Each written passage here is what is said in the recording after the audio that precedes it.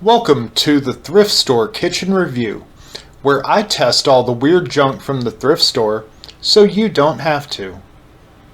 Welcome to today's edition of the Thrift Store Kitchen Review. As the name of my channel implies, most of what I find comes from thrift stores. However, I'm constantly looking on Facebook Marketplace to find either A, really good deals, or B, just some of the weirdest, rarest stuff that you're not gonna find anywhere else. And today, what I have found falls into that second category. This is a product I had never heard of before, had never seen, and could only find a couple more of them for sale anywhere in the world. What is it?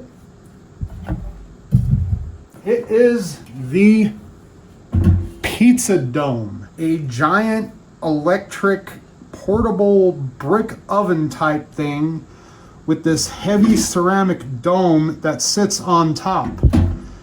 And guess what? I didn't just manage to get one PizzaDome. The seller I purchased it from for only $25 gave me a second PizzaDome. And that's what we're going to be reviewing today.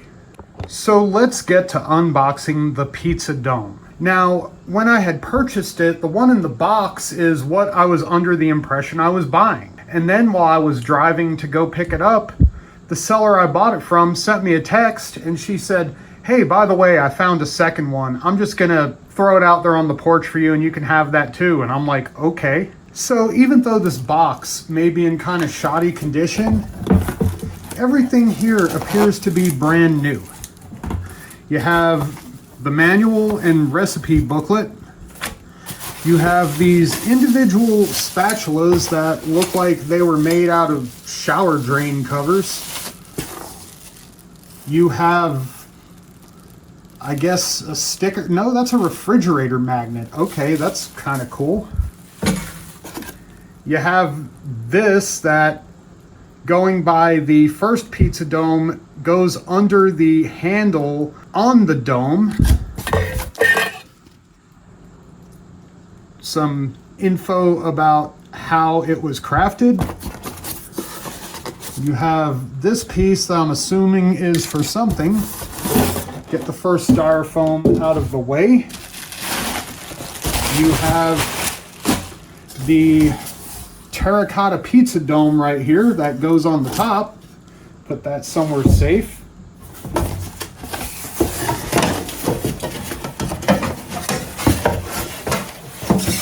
I am trying to get this out of the box without breaking anything. There we go. You have the metal surface plate that sits over the heating coil.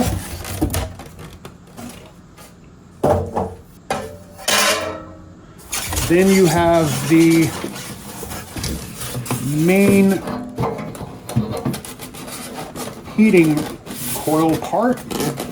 Okay, so this is weird. So even though this one seemed to be new in the box, it's actually missing some parts, and it appears some of this may have been Frankenstein together on the other one, because the handle that would go here is not in the box, nor is the electrical cord. So what I'm going to do, I'm going to put this one back in the box. I'm going to clean up the one that has already been used, and we're going to make us some pizza. All right, so I've followed the manufacturer's recommendation and I have let this preheat for about 20 minutes. Now, how does this work? Basically, you see these little slots in the dome. What you do is you take a miniature pizza, you put it on the spatula, and then you insert it into the slot and you let it cook for somewhere between about 8 and 10 minutes.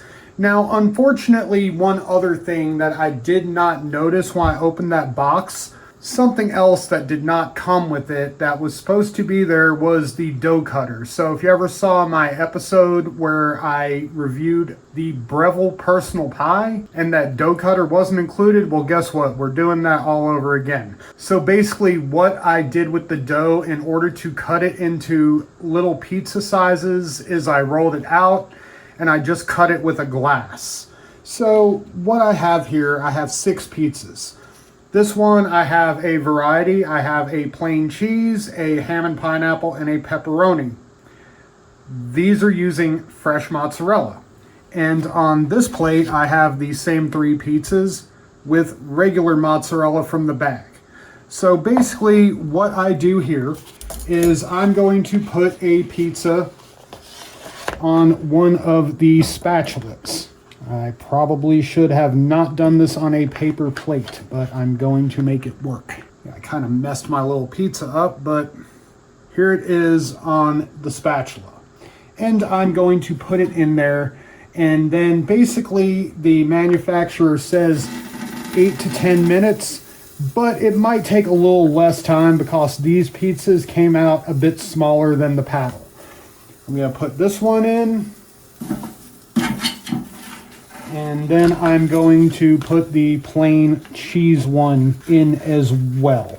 These are kind of sticking to the paper on the plate, so it may not work out as well as I had hoped. I am going to need to get a dough cutter somewhere, so should this happen again where I have a missing part, I'm not really worried about it. So in a few minutes, we'll pull these out and see how they look. So the little pizzas have been cooking for about 3 minutes. They're supposed to cook for longer, but I'd like to at least take a look.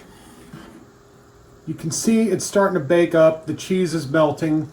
Let's pull this one. Not bad, not great. Yeah, I really kind of messed it up with the dough on here and the cutting process. I think next time I use this, I have some solutions thought up, but yeah, I really wish that dough cutter that would have fit these spatulas was present. Okay, time to take another check of our pizza because theoretically it should be done by now. Here's the pepperoni. It looks good. The crust looks a little underdone still. A little stuck to the spatula. The ham and pineapple, about the same. Just knocked the ham off the top. That's not ideal. Put that back in for a sec. And here is the cheese. That looks about done on top. So I'm going to go ahead and pull these out of the oven, and then I'm going to put the other ones in. Now another issue I'm unfortunately having here is getting these pizzas unstuck from the spatula. Why they put holes in the bottom of the spatula, I don't know. But let me try using another one of the metal spatulas to see if I can separate this. It is not working too well. Yeah, that thing is straight up stuck. Okay, kind of got off. Piece right there. Have the feeling the other two are going to be just as problematic. Actually, the ham and pineapple came right off. And then the pepperoni, that one wants to give me some problems as well. Not looking too good there. That one straight up stuck to the spatula. In the meantime,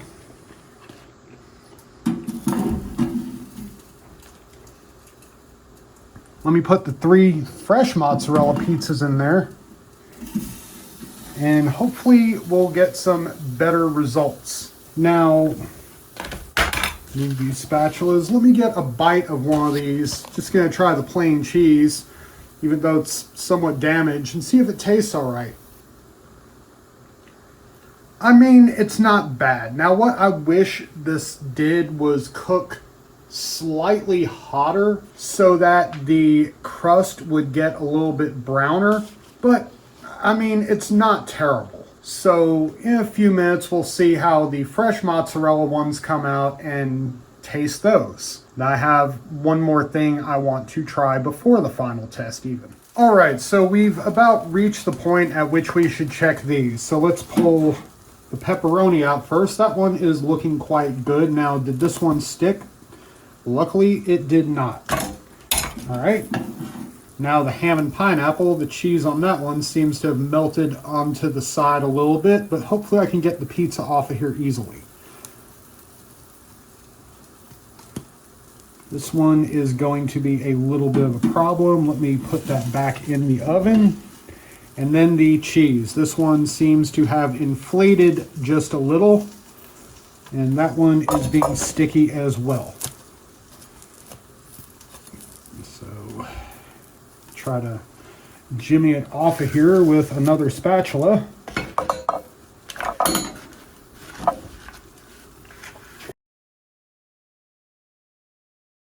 You look at that fresh mozzarella cheese, it just doesn't seem to get hot enough to really bake it. It cooks it, but doesn't brown. That's not good. And then let me get this one out and try to extricate it from the spatula. Yeah, that one's on there. Yeah, I don't know why they needed these shower drain spatulas. Like, they should have just done them with no holes in them.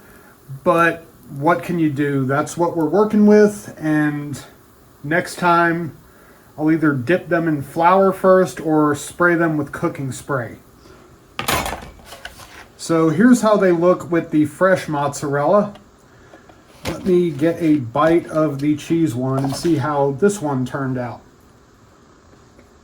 Like before, I said it's not bad, but I wish that this thing ran hotter, not just for the cheese, but to get the crust just a little bit more done. Anyway, I need to clean up some of these spatulas, and then I have something else I want to try in here. All right, so allegedly this thing can make cookies, at least the manual says it can. So I went and I got 2 clean spatulas, and this time I am going to spray the cooking end down with cooking spray to see if this works any better. And then I have, for each of them, a chocolate chip cookie dough puck from the grocery store. So let me go ahead and put those in there, and we'll see how this thing makes cookies. Now, I don't know how long they'll cook. Generally, with that style of cookie in the regular oven at the proper temperature, it would cook in about 15 minutes. But with this, I'm not sure. So we'll just keep checking and see what results we get. All right, let's do a 5-minute check on the cookies. The outside of the cookies are definitely cooking. You can see that they're very brown, but they are still very raw on the inside. Let's see the one on the other side of the machine. Yeah, it's about the same. So, just hit that against the top of the dome. Didn't want to do that. Hopefully a few more minutes and they'll at least come out halfway edible. Okay, time for our 10-minute check of the cookies. Yeah, that outside is done. All right. I'm going to put it on this foil-lined pan. Ooh, that one is even more done, and it is smoking. But yeah, I'm going to let those cool for a minute before I attempt to separate them from the spatula, and we'll try them and see how they turned out, but my hopes are not exactly high. So I'm going to put these down and give them a couple minutes, and then I'll try them. All right, the cookies have had a few minutes to cool. Let's see the results here. Even with the cooking spray, they don't want to come off the spatula easily. That's awesome.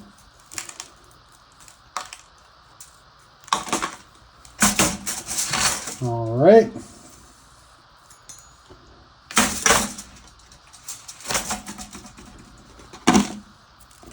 Almost better try the one where the bottom didn't want to come off. At least that one's not just going to taste like straight burn. Well, it said it could make cookies, and technically they were made. Maybe it would work a little bit better with some different dough where it's not in the puck from the store, but yeah, that was not very good. So we've tried pizza, we've tried cookies. Now we have one final test for the PizzaDome. We've seen the PizzaDome kind of make pizza. We've seen it completely fail at making cookies. Now it's time to find out, will it glizz? I've gotten it heated back up, got a couple hot dogs, and I'm just gonna shove them right in these holes right here and let them cook for a few minutes, and we'll see how they come out. You can hear those hot dogs cooking. Now it's kind of hard to extricate them without removing the dome, so I'm gonna lift this up, take a look.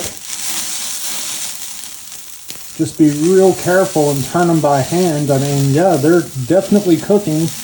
They're cooking quickly. Let me put the dome back on here and let them go for a little while longer. The amount of sound coming from the hot dog seems to have lessened, so I think it's time to turn them again.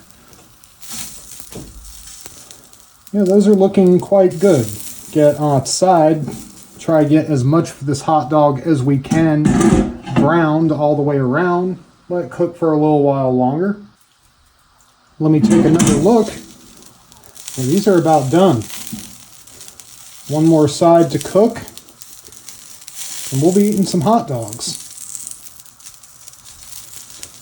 Yeah, it's kind of hard to get them to stay in place once you get it where the other sides are cooked. But yeah, about one more minute and we'll take them off. All right, these dogs should be ready. So let me open the dome one more time. Grab these, kind of try to not burn my hand. And let me get them on buns. They are definitely nice and hot inside, so let me take a bite. Not bad. So the PizzaDome is not the easiest nor the most ideal way to cook hot dogs, but it works. So I'm going to go ahead and eat these, and then I'll be right back to give you my final verdict on the PizzaDome. So what is my final verdict on the PizzaDome? Well, first of all, I did some further research on it. That magnet in the box that gave the website, I checked that site. The website is no longer active, so I went on the Internet Archive to find the older versions of that site. What I discovered is the reason why this particular version is so rare is because the name was eventually changed. It went from being the PizzaDome to the Pizzarette. Kind of a weird name, kind of like a cigarette, like a little pizza. It's a Pizzarette. And it seems to still be made under that name, but it's marketed primarily in Europe. Now, my actual opinion on this, it's very, very gimmicky. It's not bad. It made the pizzas. I had the difficulty, again, of not having the dough cutter. Once again, I had that issue on another item that I reviewed, the personal pie, which ended up making things quite difficult. I did go ahead and order a set of circular dough cutters, so next time I have a device to review and the dough cutter doesn't come with it, well, now I'm going to have my own just to make life easier. Now, the pizzas that came out of here weren't bad. I didn't like those spatulas. I don't know why they put the holes in the bottom. It would have made things a lot easier if they were just solid, or maybe they built it so it was easier to just slide it into the machine and then pull the pizzas out when they're done. A lot of design changes that would have just made this a lot more easy to use and a lot more practical.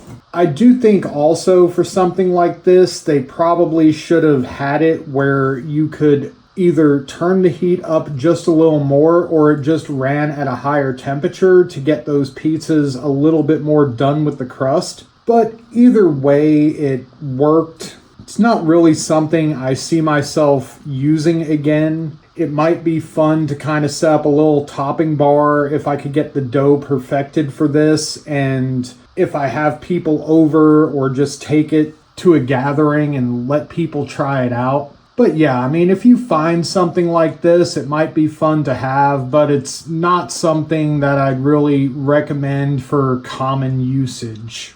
Anyway, thanks for joining us for today's edition of the Thrift Store Kitchen Review. Be sure to subscribe. Follow us on both Facebook and TikTok, and they are both linked in the description below. Leave us a comment down there in the comment section. Tell your friends about us. Be sure to get out there and support your local thrift store, and have a wonderful day.